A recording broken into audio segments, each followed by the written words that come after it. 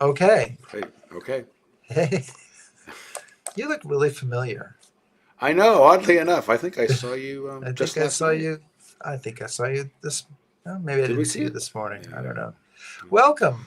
Hey, calling Chris Anderson in London. I'm in Windsor. I'm back in Studio W1. Not only am I back in my house, but my Windsor. daughter's left, and I got my office back. So this is great. Fantastic. And All is good with you. are those real books behind you, or is that like wallpaper? That is wallpaper here Uh, at the Abode, Canterbury Abode Hotel in beautiful Abode. Canterbury. Okay. Oh, oh. Historic, beautiful Canterbury. So Welcome, everybody. yeah, Uh, yeah, to History Happy Hour, brought to you with the assistance of Stephen Ambrose Historical Tours. Check out their rich offering of military history tours at stephenambrosetours.com. And whether you're watching live, watching on replay, or listening on the HHH podcast. podcast, okay, yeah, it's great to have you here. And today we'll be talking about murder in World War II London. Yes. But Chris, you and I actually spent the last week together. We did. Yes, with our good friend Parveen. Our good And friend George Lutz. Parveen and also our good friend George Lutz, who's sneaking in this photo taken aboard the Crystal Serenity, where we were lecturing and luxuriating. Yes. It That was was not a pretty bad fun. gig. It was not a bad gig. Nice work if you can get it. It is, yeah. And we did get it, and yeah. We hope to get it again. We hope to get it again. So yeah, just to make sure everybody knows that. We want to take a moment here to thank all of our Patreon supporters, especially our top shelf supporters, and we appreciate all of you guys. And we'll be updating this list next week. So if you've become a top shelf supporter in the last week or two, and you're not on here, but we'll get it done next week and get you up there. And Chris and I appreciate your support, and you can Immensely. become a supporter by going to patreon.com/History Happy Hour. So, Chris, do we have anybody watching? With quite a few. Doreen has joined us again. Liz Mumford. Xavier's back, so we are international. Xavier, it's good to see you back there. Jerry Moore from Columbus, Ohio, and Frank. Jerry's a recent top shelf patron. Well, we really appreciate Jerry signing in. Yeah. She's gotten a hat yet? I haven't asked Jerry about a hat yet, but Jerry, if you want a hat, send me an email with your snail mail address, and we'll send you a hat for being a top shelf patron. Okay, well, good. So, we got Pamela's here in Naperville, where it's really hot. Really hot. Yes, the Kriegsmarine were looking for you, says Xavier. Yeah, I found them. I found their lair. It was pretty neat. That was in St. Malo? No, that was in Bordeaux. In Bordeaux, the submarine pens. Yeah, it's like a big sound and light show now, but I kept walking through, scaring everybody, going, alarm! Yeah, there was history here. Yeah. So, all right. So I think we've stalled enough. Give me a cue. Right. Let's play this open. Let's get this baby going.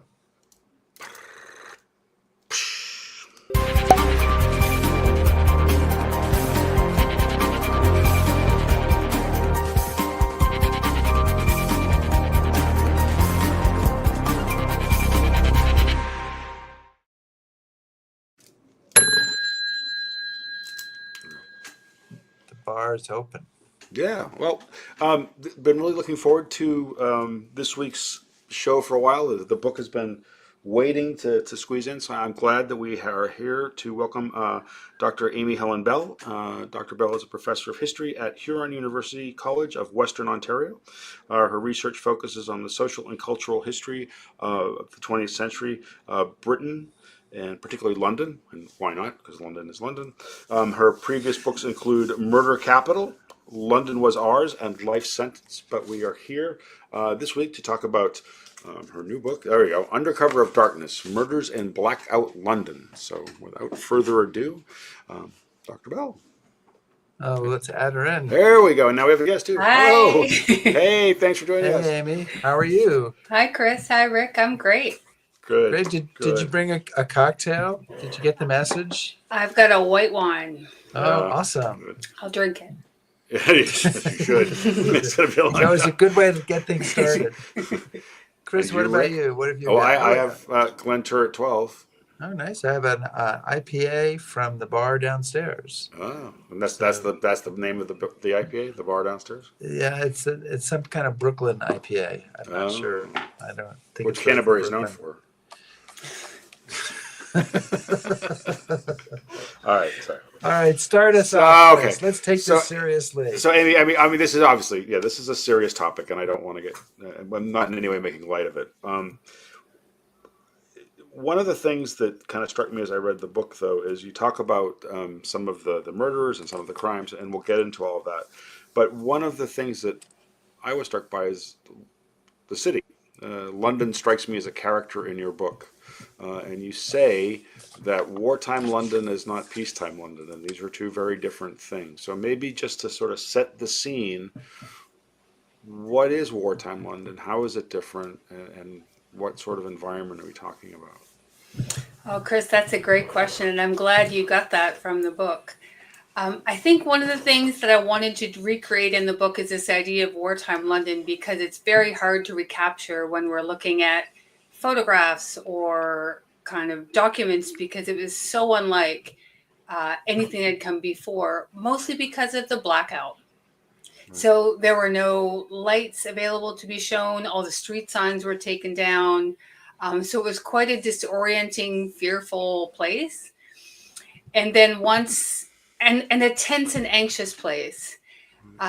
And once the bombing started, of course, then there were craters and bombed buildings and whole blocks and blocks that were just ruins. And a lot of the crimes that take place in the second half of the war actually take place around these ruined buildings and in these bomb sites, because you couldn't see. And there were wardens and policemen, but they're not enough to police the whole city as well.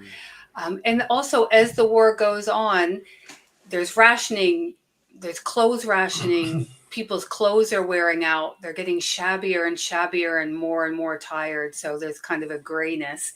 And at the same time, once the Americans come, there is a huge party scene. So from 1942, there are nightclubs, and you start to have the Jamaican Airmen coming over and more Canadians. And so there's that kind of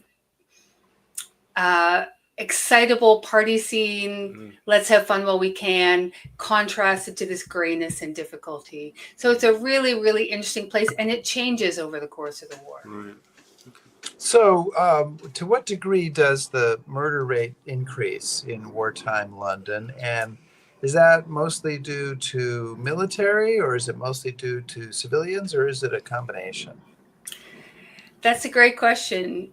And I think to understand it, you have to understand there are different types of murder. So in my previous book, I talked about how 1930s, 1940s, 1950s in London. And in the 1930s, most of the murders take place either domestically or people who know each other. It's drunken fights, robberies, that kind of thing. And that changes during the war. So firstly, the murder rate goes down immediately, partly because families separate, so domestic violence drops. And then it starts to go up because there are more strangers in the capital. So in the latter half of the war, we see many more murders by soldiers, murder by deserters. There are racially motivated murders. And you also have a huge increase in women dying from illegal abortions. So in fact, that's the category that rises the most. And more murders get unsolved in the second half of the war. In the 1930s, it was fairly easy for police to investigate murders because it usually was obvious. It was someone that was known. And that's not the case as the 40s go on. And it makes it more difficult when the people don't know each other and you're in a blacked out city, and especially when, of course, military are policed by their own policemen. And so the Metropolitan Police are trying to liaise with all these military forces, and it's enormously complicated. Yeah.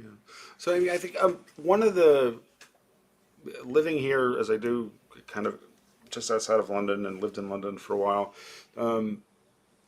There's a bit of a kind of a rosy glow that gets cast over the city, right? It's the stiff upper lip, and we all just kind of got along, and all that sort of stuff. And the war is popular. You have things like Foyle's War and all this sort of things.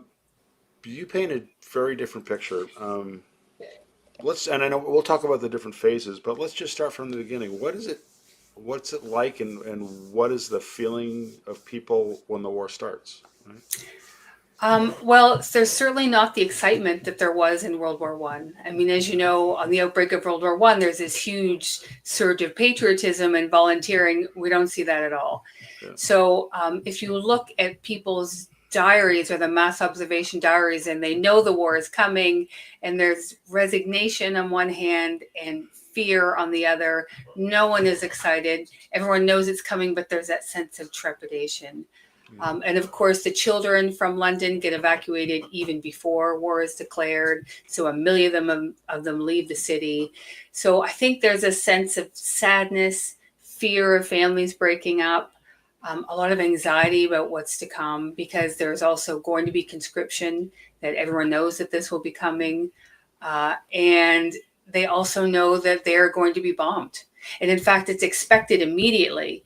And so there's a false alarm. The air raid siren goes about 45 minutes after war is declared. And there's an enormous panic because people think it's the Germans coming immediately. And it's not. It was a false alarm. But certainly that sense of panic that war is coming imminently was very strong in the beginning. Yeah.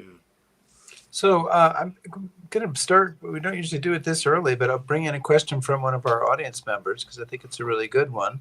Wally Morrison asks, I'm trying to bring it up on the screen and doesn't seem to want to come. Want me to do it? Chris, Yeah. can you do that?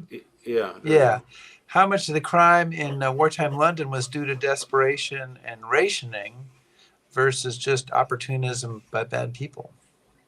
Well, certainly if you are looking at nonviolent crime, that actually increases exponentially, and it's mostly rationing, looting, stealing, that kind of thing. Because there were so many strictures on wartime goods, and so much profit could be made that people, and of course in the blackout and in shelters, it's easy to steal people's belongings. So theft and black market offenses of rationing were the largest category of crime in the war. And there were violent crimes associated with that, especially later in the war. Deserters are really desperate and they don't have ration cards. And so they have to rob people in order to get money and clothes to live, to survive. And in some of those cases, the person gets killed as a result of that robbery. The opportunistic crimes tend to be more sexually related. Women getting assaulted, sex workers getting assaulted, probably by military men who then immediately leave the city. And there are several unsolved cases I don't talk about in the book where there's just no clues and the murders go unsolved. So, I mean, I want to get back to, kind of the phases because they're very distinctive. And when you talk about that first part of the war, the particular types of crimes that are happening, and they're really tragic. Yes. And I think it says an awful lot about what life was like in London in reality versus an episode of Foyle's War. So maybe you could talk a little bit about, to start with that very first period, and maybe give us a few examples. Well, I think the first period is characterized by this intense fear and anxiety.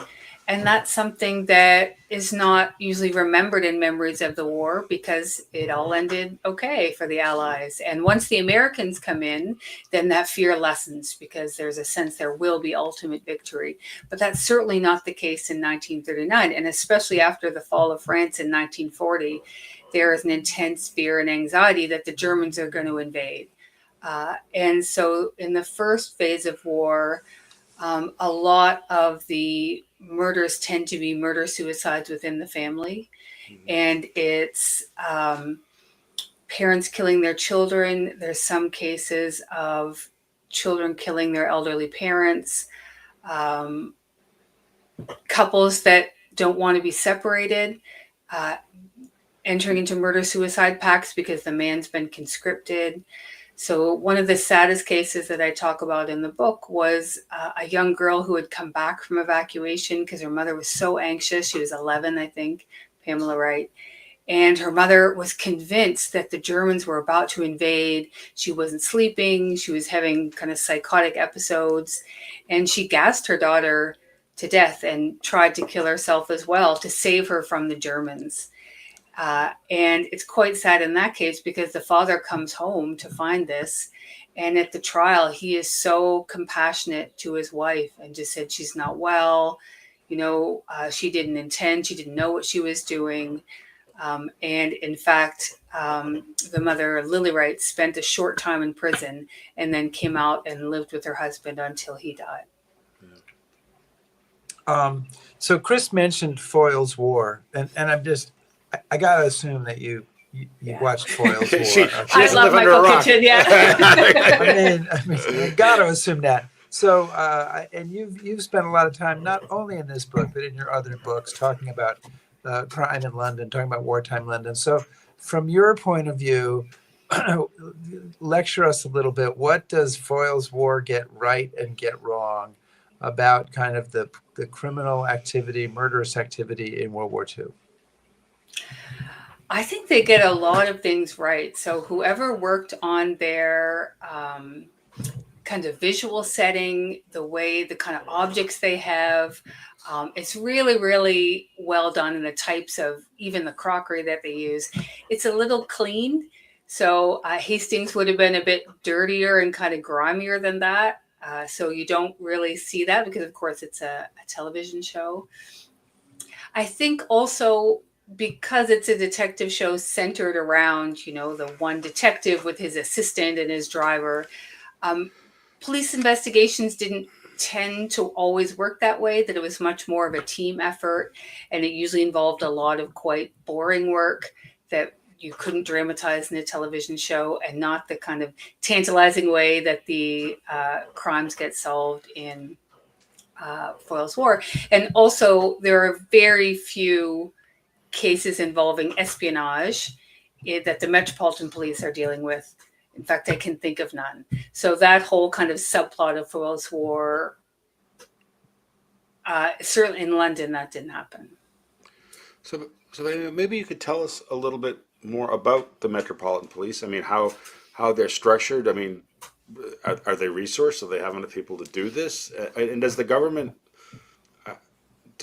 even take this seriously? Because I mean, I'm sure people who've read the book are thinking thousands of people are dying all over the place. Is it important for us to even figure out why there's a body in a bombed out building, or kind of what are they faced with? Well, yeah, that's a really interesting point, Chris, because the Metropolitan Police is it's the first police force in Britain. It's connected directly to the Home Office, run by the Home Office. It's fairly well staffed. On the outbreak of war, they have a police training college. They have a laboratory, their own laboratory for forensic samples. But the outbreak of war, suddenly the Metropolitan Police have to police not only regular crimes, but also crimes having to do with rationing and the black market. And they also have to help the military track down deserters. And so suddenly they have an enormous amount of extra duties to do. And some of them get called up. Some are protected, but men do leave to volunteer and join the force. What's done in that case is that they bring back retirees. They create auxiliary policemen, kind of temporary policemen. And Reg Christie, who I talk about at the end of the book, was actually one of those auxiliary policemen, kind of drafted in for the war. And they tend to be more low level, working at beat, dealing with smaller level crimes. About 500 Metropolitan Police officers died during the war in the course of their duties, mostly during bombing raids, or they're killed in London. Wow, so 500. 500. And at the end of the war, the force is severely depleted. And so then they try to reorganize it in the late 40s, 50s, and to try to make it more appealing to bring people back in. It's kind of amazing, though, when I was reading the book, I was amazed by the amount of investigative resources Yes. that go in to solving these crimes. And, Chris, you were talking about, do people even care because we're at war and thousands of people are dying in the bombing? And yet I would say that, there's a lot of effort in some of these cases to solve crimes. Maybe you can pick a case as an example to give us a sense of that, because it really is pretty impressive, given that there's bombings and war and people going off to fight and all this stuff. Well, I think that's partly because murder is still really rare. So we're talking about murders in wartime London. There are, hundreds, not thousands. So within each police district, they wouldn't have that many murders. They'd have maybe one or two to look at a year in their detective divisions, and then Scotland Yard would take on some of those. And I think that especially detectives were quite motivated and interested, and they wanted to solve crimes, not only because of their interest in that, but it also reflected really well on them. And by the 1940s, there's definitely a culture of writing your memoirs and kind of becoming more famous policemen, that they're really public figures, the big detectives. So the example that I would think of would be the strangling of Maple Church. So her body is found in a bombed out house. There are really no clues. Her handbag scattered around. She's been strangled. And the police, they do a full forensic, it's Bernard Spilsbury, I think, does the full forensic investigation of the house, all her objects. And then the police interview over 100 people that knew her, including anyone that was mentioned, that a military person, a deserter, mentioned that they did like to meet up with girls in bombed houses. And so they put an enormous amount of effort into it, and they still didn't find the perpetrator. But interviewed her ex-boyfriends, interviewed her friends, her family, her bosses, people in the neighborhood. So really hundreds and hundreds of hours of work was put into it. Does that, no, I was just gonna say, does that surprise you at all? I mean, when you kind of dug into that and you're realizing that, was that what you expected, or was it something more than you expected? It did surprise me, because if you read kind of the later accounts, or some of the newspaper accounts even are saying, well, who cares about this? So many people are dying. And you can see that theme in Foyle's War and that kind of culture as well. But for the policemen, this is their job, and they are driven, and most of them are extremely dedicated officers who will even investigate people that you wouldn't think that they would put that much effort into investigating. So kind of homeless sex workers, or babies, or like abandoned babies, or all the people that don't necessarily have any social prestige, but they absolutely do, in some cases, spend years on these criminal investigations. So I'm gonna put up two questions from viewers, because you could probably answer them together. One is from Lynn, a longtime viewer, and he says, like the war industries, were more women employed by the police, or was it still strictly a male affair? And then Wally, who we've talked about already, he asks, are the wartime police remembered in the same way that the military is remembered? Because I'd never heard about 500 policemen killed in the line of duty. So if possible, knock those out. Well, in terms of the wartime policemen, I think they are remembered, but really when you look at the Londoners' memory of the war, it's a lot about the civilians. Yeah. So that there's the military war, but it's really about the Blitz spirit and the civilians, and a little bit of the wardens because they were volunteers. And in some senses, the police are not remembered as much, except by themselves. Yep. So in their own memorials, are not remembered as much by the public, and it's considered, it's not, I don't want to say glamorized, it's not valorized the way that the fire service and the wardens are. And also when we look at wartime propaganda, it is about the wardens and the fire service and about the military and soldiers, and not really about policemen. I forgot the first question. Oh, just were women employed in the force? Oh, yes. As part of the... Yes, actually, no.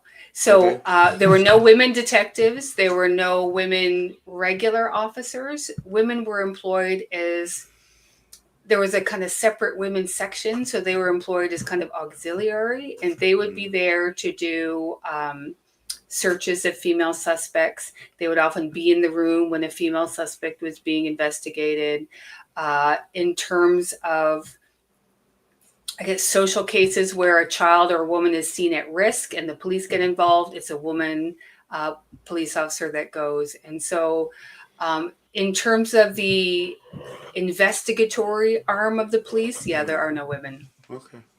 So many of the victims are women, and one of the Yeah. things that you talk about is sort of the freedom versus danger, right? That the wartime gives you more freedom to engage in activities that might be frowned upon before the war started, but it also heightens the danger that they're in. So is that, did you find that there were a lot of cases involving women who were trying to exercise this freedom and kind of hitting a hard wall with it?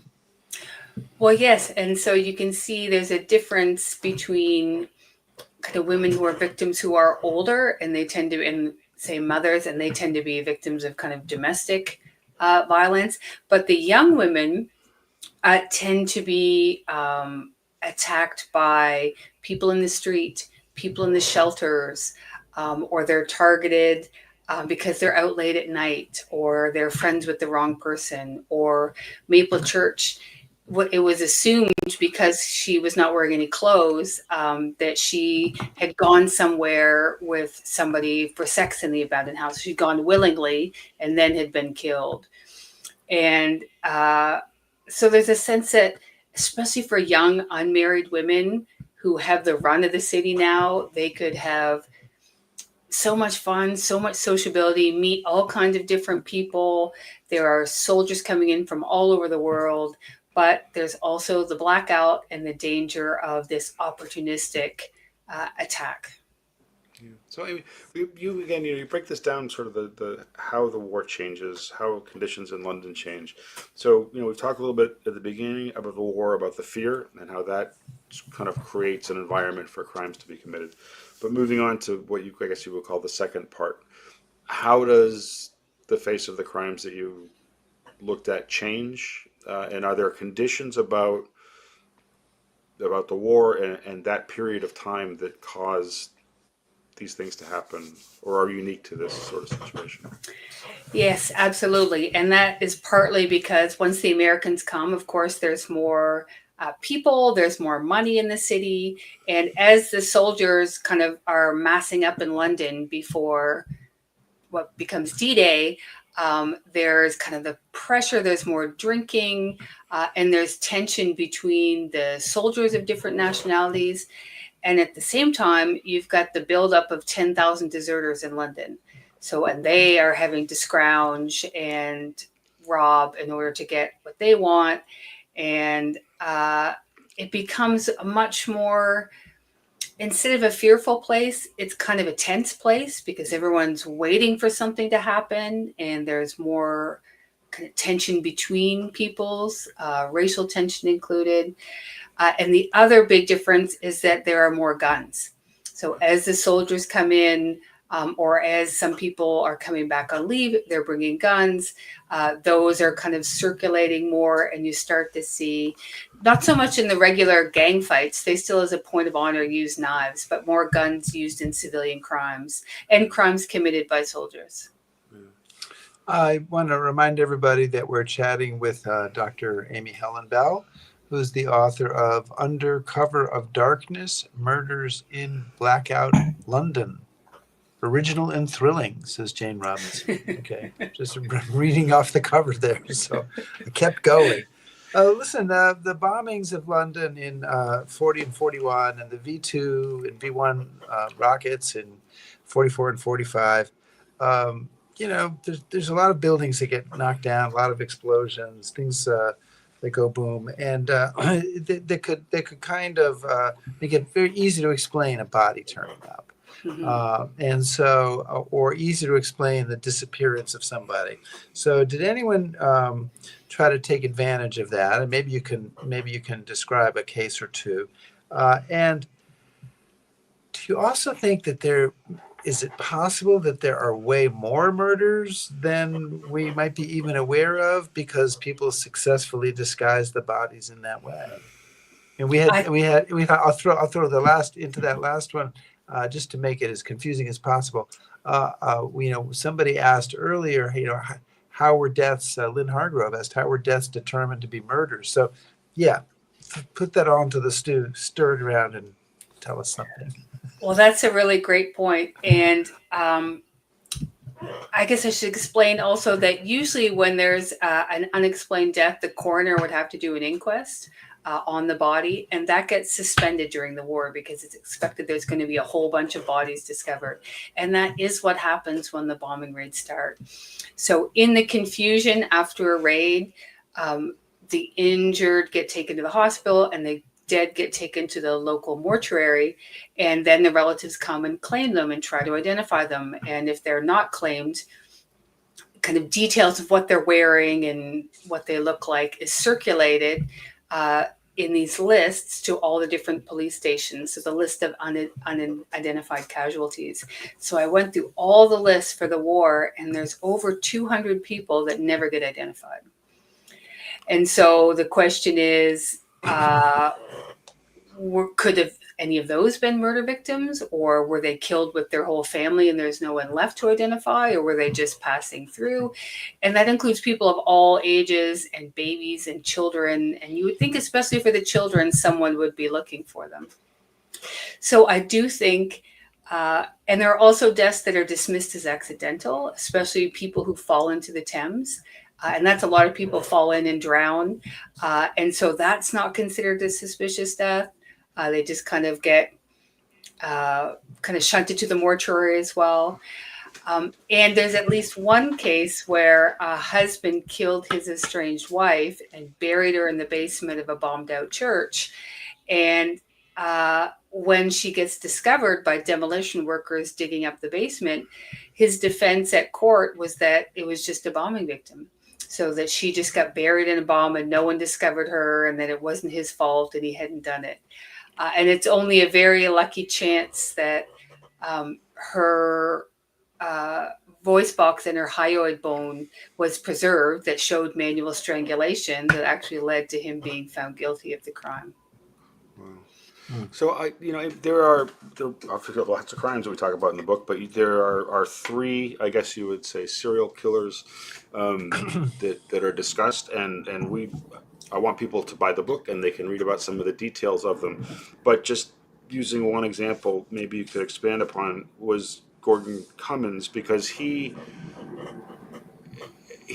actually kind of using the blanket of the war to approach his victims, and maybe you could talk a little bit about that, because that seems sort of a unique set of circumstances that allows him to get away with what he gets away with. Okay, and people are very interested in Gordon Cummins also because he had no history of violence before. So he's an aircraftsman. He is very happily married. His wife thinks he's amazing. And he had maybe some disciplinary problems in the RAF, but no history of violence whatsoever. And then over the course of, I think it's 11 days, he starts killing women that he meets by chance in the blackout. And because he doesn't know any of them, there's no links in between these women at all. And all of the crimes take place in different neighborhoods of London. And it's only the fact that two women survive these attacks that lead to him eventually being arrested and found guilty. And then it's also, I think people are very interested in his case because they think, well, was it the war that brought out this violent side of him that he wasn't before? And it was just something about the excitement of violence that he was living through his war service. Or was it just the opportunity? Suddenly you're in a place where it's a blackout, there's women everywhere who will go with you alone, and you just take your chance. But he's frequently approaches his victims like wearing his uniform, right? Yes. Oh, yeah. Yeah. So Absolutely openly. yeah. Yeah, and so Yeah. that's actually how he gets caught, because he's strangling a woman and he gets interrupted and he drops his gas mask that has a serial number on it. So of Yeah. course gets traced through that. Yeah. Wow. So one of the things, so you have you profile a lot of individual cases. I mean, so if somebody is interested in, murder, they're gonna dig in and see details of individual cases here. But one of the things that you say that you're trying to do is focus on the victims, and maybe you could expand on this a little bit, because I thought it was interesting. You said that the courts and the press and everybody else who's dealing with this tends to focus more on the murderers, and you wanted to kind of not leave the victims lying behind. Well, for example, look at Foyle's War. So it's a story about a detective, and it's about him trying to track down and figure out the murderer. So it's kind of a cat and game mouse between him and the killer and uncovering it. And the victim is not really important in that story, because maybe they appear at the beginning, but then they're dead, and they spend most of the time in the story as this kind of inert figure. And you can see that same pattern repeated in kind of other police memoirs from the time. It's repeated in kind of even detective stories, and it's certainly repeated in the courts, because it's the victim, or sorry, it's the perpetrator that's on crime, and it's the victim that's silent. So for cases, for example, of another case where a man killed his wife, and he got up in court and said, oh, it's because she was out drinking with other men and she was doing this and doing that. And even the judge said, there's no evidence of that, only what you say, and she's dead. She can't answer back. And so I wanted to find out more, especially about, as you say, the female victims, because they don't appear in a lot of these stories, which is really about the triumph of the detective or the triumph of the lawyer in bringing this dastardly criminal justice. Or someone like Gordon Cummings, what made him do what he did, and less about who were the women that he killed. Well, and there was one case I'm sorry, I can't remember the name of the person, but where you say there's still records. You don't know much about the victim because there's still records that are still secret. Yes. Yeah. And in recent years, more records have been what we call redacted, so that either the whole record is closed or parts are kept out. And usually that's because it relates to someone else in the file. So it's someone's children or another person in the file. But it makes it very difficult to know anything about that person when you just have the trial and newspaper records of the trial or forensic details of the person. So kind of picking up on that, Amy, how are you finding out about these people? Yeah. Right? What I mean, of course, because Rick and I always want free advice. What methods are you using to uncover these stories? Well, if the file is open, the police actually do an incredible job, and it's part of something that they do in almost every case. They do a background on the accused, and they do a background on the victim. So they talk to friends and neighbors and what's known about these people. And so that's all written up in the file. And then on top of that, ancestry.co.uk, Yes. census records, birth records, marriage records in some cases, and for wartime, there's a thing called the 1939 Register for England and Wales. That's kind of like a census that shows where everyone's living in, I forget what date, sometime in September, late September 1939, and that's been enormously valuable. Yeah. There's always in the U.S. there's newspapers.com, right? Yeah. And I don't know if if they have UK papers in it, or if there's a UK equivalent. There are UK papers on newspaper.com, and there's also the British Newspaper Archive, which is part of the British Library, so you can look through there as well. And a lot of your stories are very, very kind of detailed and very focusing on the crime and the victims, but you also say that these court trial proceedings that you've gone through, they're telling you an awful lot about morale in London and life in London, and what are you learning from, say, a trial transcript that you might not know, or what do you find valuable there?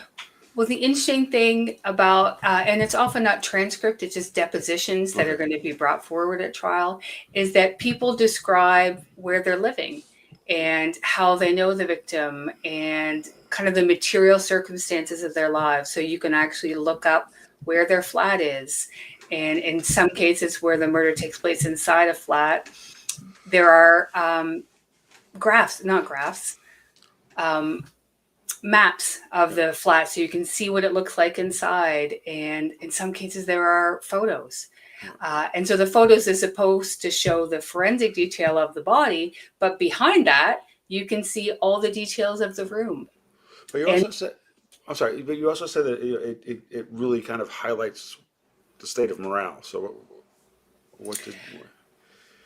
Well, because and I mean, this is part of the whole law of murder, is that one of the things that has to be proven is that you have the intent to kill, so that your state of mind is something that's always being discussed.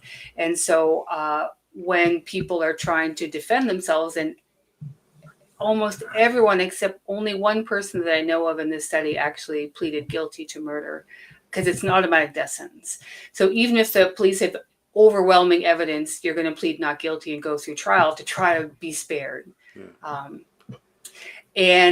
So they try to mitigate their actions by saying, I was scared, or I was drunk, or it was the kind of concerns of war, or I was super angry because the waitress gave my place setting to a Jamaican airman, and she sort of served me first. And so that all comes out. Okay. Oh, and that's an incredible case where the guy does that and he ends up being killed for it, essentially. I'm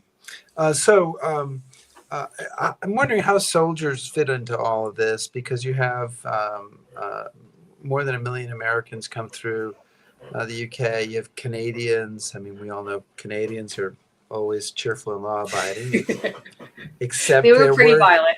Yeah, there were a few there who weren't. And of course, all these people have guns, and I know the guns are being controlled carefully, etc. But what did you discover about soldiers committing murders in London? Well, often that when you look at the crimes that they're committing, except for someone like Gordon Cummings, it tends to be kind of committed while they're doing something else. So in the course of a robbery, or they're drunk in a fight, or there's another case where two deserters are approached by a homosexual man, and they go home with him and he makes advances to them, and they're so offended that one of them beats him to death. And so it was not opportunistic, although then they steal his clothes and his money. It's not opportunistic in that sense, but it's not planned either. So more about that they get themselves into circumstances that lead to violence. And speaking, I mean, of all these foreign soldiers coming, how are they helping with these investigations, or are allied? Is there cooperation? Yeah, cooperation. And also the other thing that you touch on in the book that I found very interesting was, if there is an allied soldier who commits a crime, how then does the British government or Metropolitan Police handle it, because they're allies and you're dealing with morale, and there's some sensitivities there? Well, yes. So if you look in the police files, and they're talking about this increase of crime over the war, and it's the police commissioner talking about it. And if you look at the statistics about crimes that are suspected of being committed by Allied servicemen versus British servicemen, like, it's a much higher number. But then you look at what he says, and it's like, oh, it was just, they were equivalent in the number of crimes. So they're very careful to never say that the Allied forces are violent or to criticize them in any way. And how the law actually worked was that if an American or a Canadian committed a crime, they were the responsibility of the military police and the military kind of tribunals. But the agreement was that they would then hand over the suspect to the Metropolitan Police to go through the not civil courts, but the common law courts in cases of murder. Okay. but not always in cases of rape or other kinds of violence, that those were policed within the military itself. And that's why we don't know that much about it. Yeah. So I wonder if there's, you obviously researched a ton of cases, looked at them very carefully, wrote about a bunch of them. Is there one case that we haven't talked about yet that really stands out to you as one that you were particularly fascinated with? And if so, why is that? Why would you bring that one up? Well, the one case that I include in the book that is not really like the others is the case of Phyllis Newberry. And she's a woman that her body is discovered basically in her underclothes, abandoned in the street. And they think it's just a case of someone being drunk and collapsing. But then when they do the autopsy, they discover she's pregnant. And so they immediately suspect that she's died as a case of a illegal abortion. And so abortion itself is not illegal at this time if it's done in a hospital by doctors. And that's still the case in British law today. But it is illegal when you're doing it kind of in the back streets and by untrained people. So the police do this very detailed investigation trying to find people in the area or anything about this woman. And her flatmate at first won't talk to them at all, and then eventually gives them a letter that Phyllis had written before she left to go and meet with her abortionist, giving a map of the house and saying that these are the names of the people that I am paying to give me an abortion if I don't come back. And to me, that was so sad. And when you look at the case of this woman, she already had been divorced. She has a child she was supporting who is evacuated. She works 3 jobs. She's an extremely hardworking person. And her husband or her boyfriend is a married, older Canadian officer who's been shipped out, and he's going to Asia. And so she tries to tell him, get a hold of him to say that she's pregnant, and she can't. And so she's desperate, and she's driven to essentially collude in her own death. And to me, I found that unbearably sad and touching, and certainly a reminder in the present political circumstances just how dangerous it is for women in these circumstances who have to rely on really a very untrained person. Yeah. So I mean, again, there's a lot to unpack here. And one of the other things that struck me was, you talked about the war, but everybody thinks, VE Day, everything's great, big party, right? But you painted a very different picture, that you talk about crime rates are going up, Yeah. violence is going up. So why do you think that is? What's causing even more violence after peace? Well, I think there's also there's excitement, of course, on VE Day and VJ Day, and people are relieved they're not going to be bombed anymore. But there's also a letdown because they've won, but materially, everybody is worse off than before. Rationing gets worse. There's no housing. The kids come back from evacuation, but there's nowhere to put them, and the men are coming back and the women from overseas, but there's a lot of problems of reunifying families. And so we see a huge spike in about 1946 of men killing their wives from whom they've been separated because they think they've been unfaithful. And at least a couple cases of women killing themselves or their children because their husband has left them or doesn't want to reunite with them. So there's all that tension. And there's also still deserters in the capital that still have to live. And the deserters don't get pardoned till actually 1953. So there's years and years and years of this kind of criminal subclass still committing crimes in London, many of whom now have guns. There should be a book about the deserters, don't you think? I mean, There is one. Yeah, there is one. I forget the name of the author, but it's really, really good. Well, so we will put that to our viewers if you can find that and post it up in the chat so that we'll see who's got the Google skills to put that up there. You kind of touched on this, but I want to circle back to it. what did you learn more broadly about life in wartime London from looking at all these murders? Because we talked about it at the beginning, it's very different than the kind of the PR Britain is in this together kind of attitude. But did you feel like when you were done with this book and you dotted the last I and crossed the last T that you learned something more about wartime Britain, that you had a fuller picture? Well, yes, I think I certainly learned more about kind of the desperation of people. But I also, even though you can say like the whole roll out the barrel, blighty spirit is partly propaganda, there was definitely a spirit of resilience in people that I didn't realize until I started to do research into what happened to people after crimes.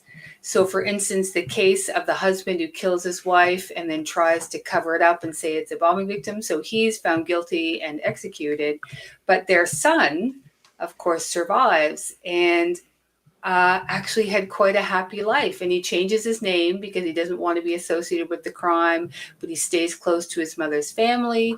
He marries, he has his own family. He's buried next to his aunt.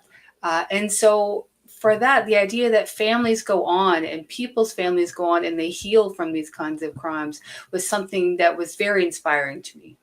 Yeah. So, Amy, you say at the beginning of the book, you quote a historian named Clive Emsley, and he says, "Murder is rarely as public as suicide. So what makes a private, generally personal act symptomatic of a national malaise? This book will attempt to answer the question." Do you feel that you answered that question for yourself in the course of doing all this, or? I think so, because when we talk about the memory of the war, it's all about morale, and morale is really a state of mind. So it's about the kind of courage and that you're not afraid and that you believe in victory. And when we look at crimes in a way that they are an offense against morale, that you're not pulling together and you're not believing in the best and you don't have that community spirit.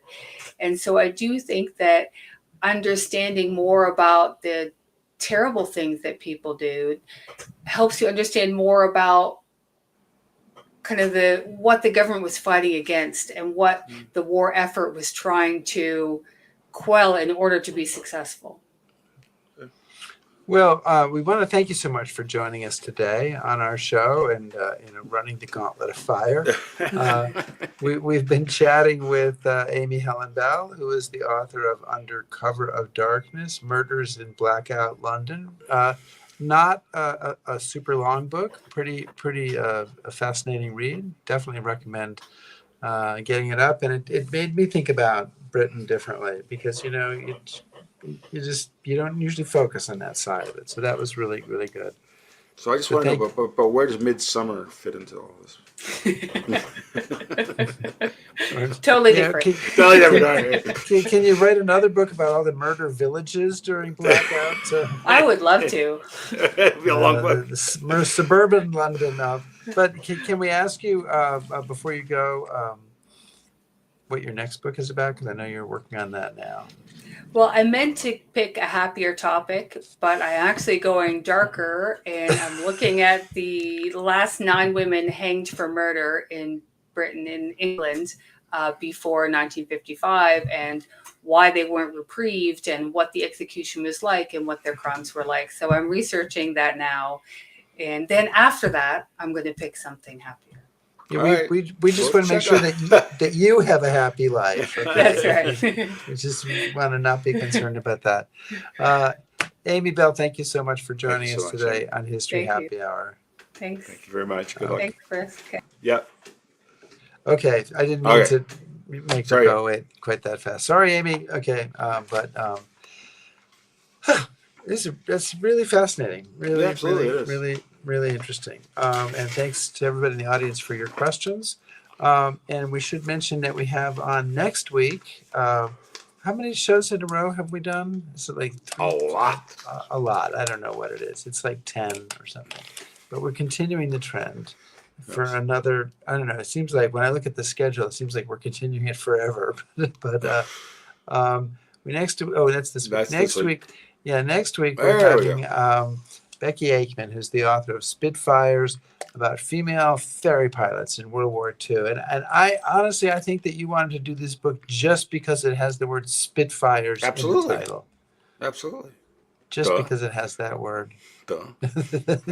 you might read the whole book. Maybe, yeah, but it's got the word Spitfires in the title, so I'm good.